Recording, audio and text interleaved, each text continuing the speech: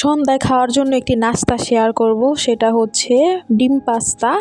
সেটা হচ্ছে ডিম আর হচ্ছে আমি টমেটো দিয়ে রান্না করব। তো রেসিপিটা শুরু করছি।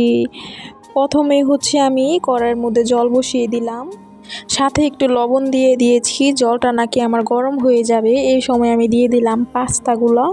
আর আপনারা সবাই তো জানেন পাস্তা বয়েল হতে একটু সময় বেশি লাগে।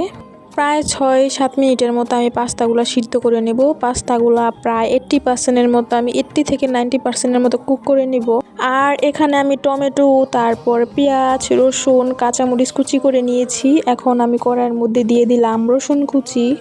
রসুনগুলো নাকি হালকা একটু ব্রাউন হয়ে যাবে, তখন আমি দিয়ে দিলাম পেঁয়াজ কুচি। পেঁয়াজটাও হচ্ছে এখন আমি হালকা একটু সটে করে নিব।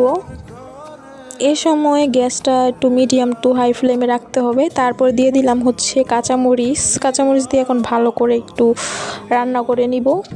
তারপর দিলাম হচ্ছে স্বাদ মতো লবণ দিয়ে একটু ভালো করে এখন ভেজে নিব। ভাজা মোটামুটি হয়ে গেলে এখন আমি কেটে রাখা বাকি কাঁচামরিচগুলো আর 2টা টমেটো আমি দিয়ে দিলাম।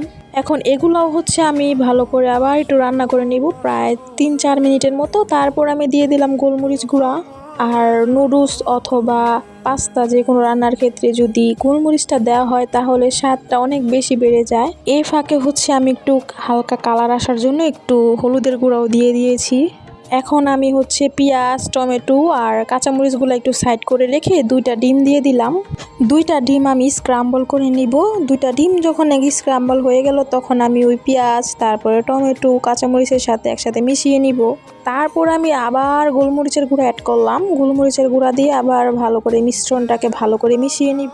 এখন আমি লাস্ট পর্যায়ে হচ্ছে সিদ্ধ করা পাস্তাগুলো সব দিয়ে দিলাম। পাস্তাগুলো দেওয়ার পর এখন হচ্ছে কষানোর পালা। এ পর্যায়ে কিন্তু চুলার আঁচটা হাই ফ্লেমে থাকতে হবে। হাই ফ্লেমে রেখে এখন ভালো করে হচ্ছে ভেজে নিতে হবে। এখানে আমি হচ্ছে একটা ম্যাগি মশলাও দিয়ে দিয়েছি। যেহেতু আমি টমেটো ব্যবহার করেছি রান্নাটায়, সেজন্য আমি এক্সট্রা করে আর কোনো টমেটো সস দেইনি। আপনারা চাইলে দিতে পারেন। তারপর আমি দিয়ে দিলাম হালকা একটু চিনি, প্রায় 2-3 চিমটির মতো চিনি দিয়ে দিয়েছি। যেহেতু এখানে আমি গোলমরিচ তারপর কাঁচামরিচ ব্যবহার করেছি, তো ঝালের পরিমাণটা যেন ব্যালেন্স হয়ে যায় সেজন্য একটু চিনি দিয়ে দিয়েছি। এখন ভালো করে আমি পাস্তাগুলো ভেজে নিব। যে আমার পাস্তাগুলো খুবই ঝরঝরা হয়েছে। আর রান্নাটা আমার এই পর্যন্তই ছিল। সন্ধ্যায় নাস্তা আপনারা এটা পরিবেশন করতে পারেন গরম গরম। খুবই সুস্বাদু একটা রেসিপি। সবাই অবশ্যই লাইক, কমেন্ট এবং শেয়ার করে পাশে থাকবেন। টাটা।